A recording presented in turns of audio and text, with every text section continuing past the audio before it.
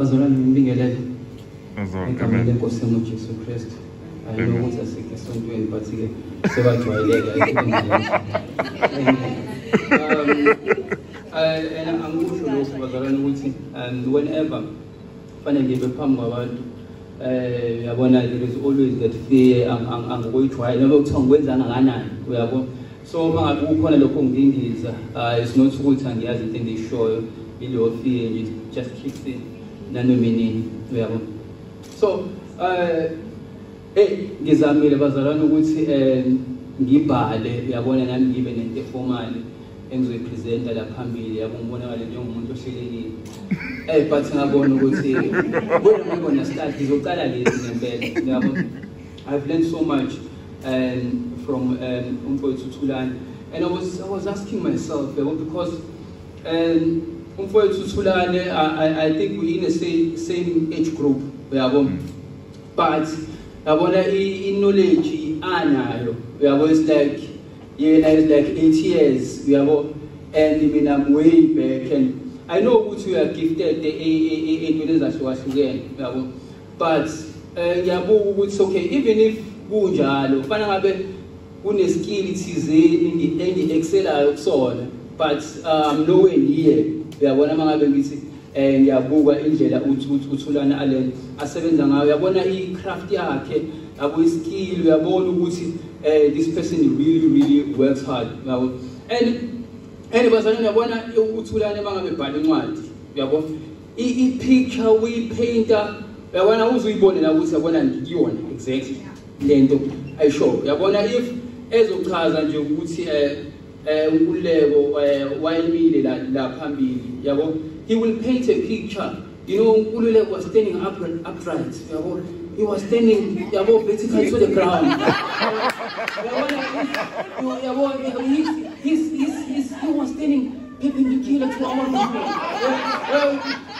Uyabona uzoyichaza picture uyabona uzoyichaza picture even at the back uyabona there was pictures of Albert Lusuli supporting him as he was scared to speak uyabona.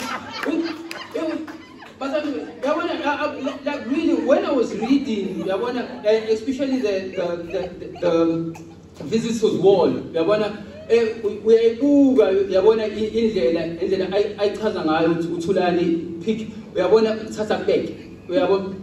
And one of the things that I picked up bazalwane, it's so easy to learn from a person who's a learner himself. Umuntu ofunda is very easy. So uThulani you may think it's like and is far ahead because uThulani almost it takes a lesson. He doesn't only read from scholars. He reads from normal people and abanjenganathi yabo. Ufunda nomiyephi nanoma yini kuyona adlula kuyona, it takes a lesson yabo. I remember the time ngiqala ukuhlangana naye uThulani, mina bazalwane I'm coming from ilokishi lakaMakhosi, so upbringing yami was not good yabo, ngakhula abazali ngenabo. And on top of that, isimo sempilo sasingekho right uyabona. So uyabona le ndaba ze confidence, self-esteem uyabona angasondela ukusondela kuduza kwalo magama uyabona. Ngangibabuka nje abantu beyitika ngalezo zinto uyabona. But mina I was not there. How can you be confident poor uyabona? So even to make friends uyabo, ngangim-assess umuntu ngibona ukuthi okay this person is yabo abantu akanankinga nabo yabo, this person is down to earth yabo. So the first time ngihlangana noThulani, that's one thing that I picked up ngihlangana naye lapha esontweni, I think about 2008 2009 if I'm not mistaken. Ngiyabona abakufika uzobabingelela abantu uyabona abambuzo umeli phela umuntu yaqala umbona uyabo, fanele ngifike uyithobe uyabona ngiyafika nje ke nawo sanibona abafowethu Thulani wavuma nje iphisa weyiqhawe uhamba kanjani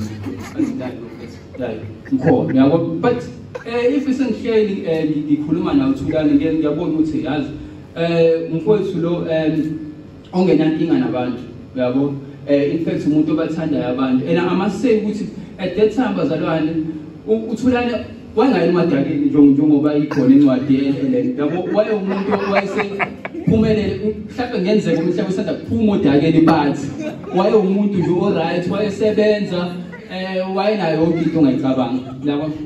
I mean, at that time I think I was doing in-service training yabo, so ngangisana lo problem lewuthi ngasonke isikhathi mangiba-approach abantu yabona fanele ngiyithobe, but uThulani was very open ekutheni as ukuthi hayi le ndoda kaSondezi ubani kanjani nani, so omunye abantu abangenza nje ilento esitenga ngasijwayele. And then okunezinto ezicommon esesishare noThulani. uThulani likes music and ngiyawuthanda umculo yabo, uyakuthanda ukufunda and also ngiyakuthanda ukufunda as well yabo.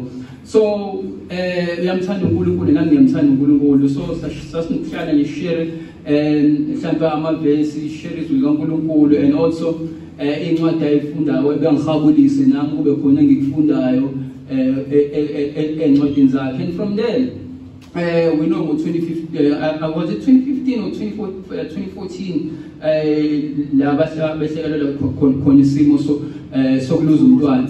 And uThulani from that painful experience wathatha nje ukuthi yazi let me write a book and give it open yabo, so that abanye abantu abadlula kule simo esinyanga lesi bezokwazi ukuthi bafunde.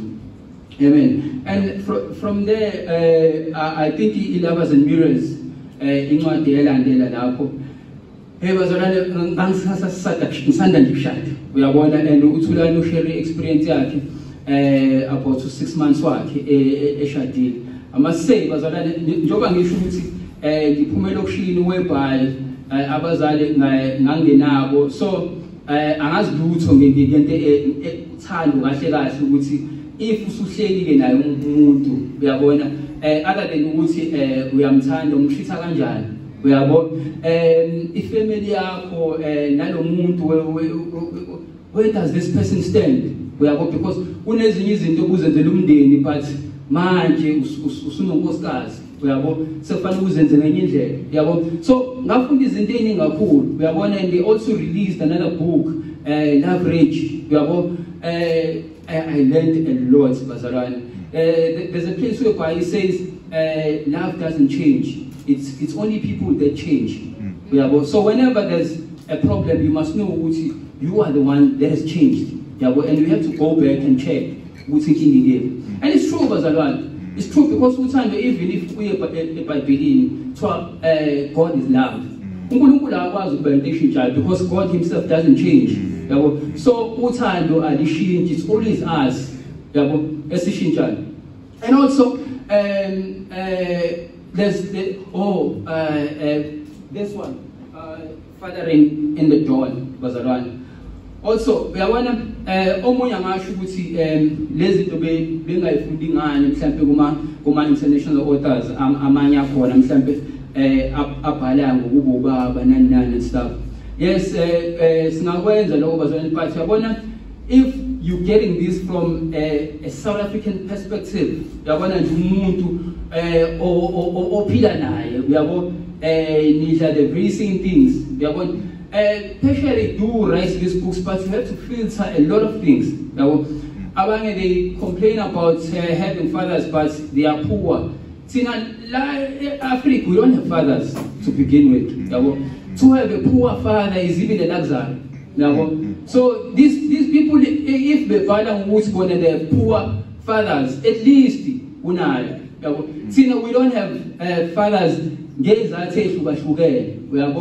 Abanye uthi nje eqeda nje ukuzala yabo, and then ajoyini imarathon mhlambe uyabona uyamona umuntu ufuna ukubitha uUsain Bolt yabo ngendlela enza ngayo yabo. And abanye mhlambe uthola ukuthi bayahamba and awuzwa lutho ngabo. Abanye mhlambe ngekhathi ze-apartheid kwabakhona isimo sokuthi balende yabo masheshe bashona. So I've learned a lot.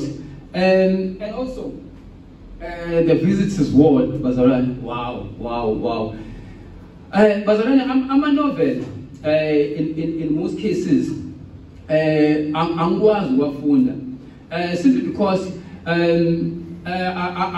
angiyena umuntu one-memory good ngaleyo ndlela ama-say, yabo, because uthola ukuthi ngizoyifunda incwadi mhlawumbe kuba khona enye into engiphazamisayo, yabo, and then masafane ngibuyele yona, I had to go back, yabo, kufanele ngivele ngiqale phansi straight, because safane ngiphinde ngifunda ama-characters ukuthi ubani wayekade ubani nani. So yile nto edala ukuthi inoveli ngasonke isikhathi although emnandi but nginokubalekela because every time I have to go back, yabo. But this one uThulani wayenza yaba simple, it's only 6 characters akhona, yabo, and the storyline sakhona it's very straightforward, yonke into yenziwe endlini, so you never get lost, yabo.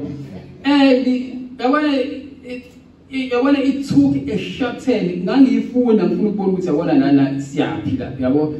But bazalwane, wow, I must say bazalwane, we are so lucky and we are so fortunate to have an author like uThulani. I know it's very hard ukukhuluma kahle ngomuntu omngani naye, because uthi be like vele yabo, he's your friend, yini yokade ungayisho, yabo. Uyazi bazalwane singohlela phansi, I know ukuthi sengidle kakhulu ilento isikhathi, yabo. uThulani ngendlela abhala kahle ngakhona wenza ngibe even namahloni mangabe ngizomintroduce umuntu ngithi umngani nami, yabo. Simply because abanye abantu banawo uware as a person, yabo, ukuthi yeah, he's a good author, but yabona who are you, yabo, yabo. I remember nje umalumami unayo lo nkinga ngasonke isikhathi, if ngi-introduce into engaba ukuthi right, uyabo, uba nalokho ukuthi mshana but uzaba izolo wena yingazi, uyabo, even noma izolo kade ngiyinayo, uyabo, if you introduce something malume ngicela ukuthi ufunde into ukuthi kanje, but yeah, I remember uzaba izolo, yabo, yabo. And then thereafter ke sengasho ukuthi no umfowethu uThulani kanje. And also bazalwane ama-poem, yo, yazi bekade ngimtshela izolo ukuthi no, yazi ama-poems ngokwami bazalwane, uyabona, it's one art that doesn't die, yabo. I-poem yango 1900, yabona, ungayifunda still kube ngathi ibhalwe izolo ngendlela i-format, because i-poem bazalwane ziningi izinto oyi-check-ayo kuyona i-poem, uyabo. Abanye abantu ba-check umqondo sobala, umqondo ojulile, uyabona, imudi ye-poem. Some people they check running schemes, uyabo, abanye they check metaphors. So there's so much uma-poem that you can learn, uyabo. And yes, sengifundile and ngiphinde ngayifunda okwesibili, that's how ngiyifunda okwesibili and ngifunda ezinye izinto ezintsha, yabo. So ama-poems never die, and to write one poem bazalwane, yabona ngokwami it's very hard, and lapha encwadini we have like about 35 poems. So bazalwane siyabonga kakhulu nje umfowethu ulento uThulani, and let's support bazalwane ilento italent enjenganaleli. Siyabonga kakhulu bethu uThulani, siyabonga mawekhaya ngokuthi ube nayo le ndoda. Bana ngikade ngibuza ukuthi ilala nini, because umsebenzi awenzayo lapha it's so amazing. Ngiyabonga kakhulu bazalwane, ngakhuluma kuze kuse mangikhuluma ngomfowethu uThulani. I've learned so much from him. Ngiyabonga. Wow. Thank you.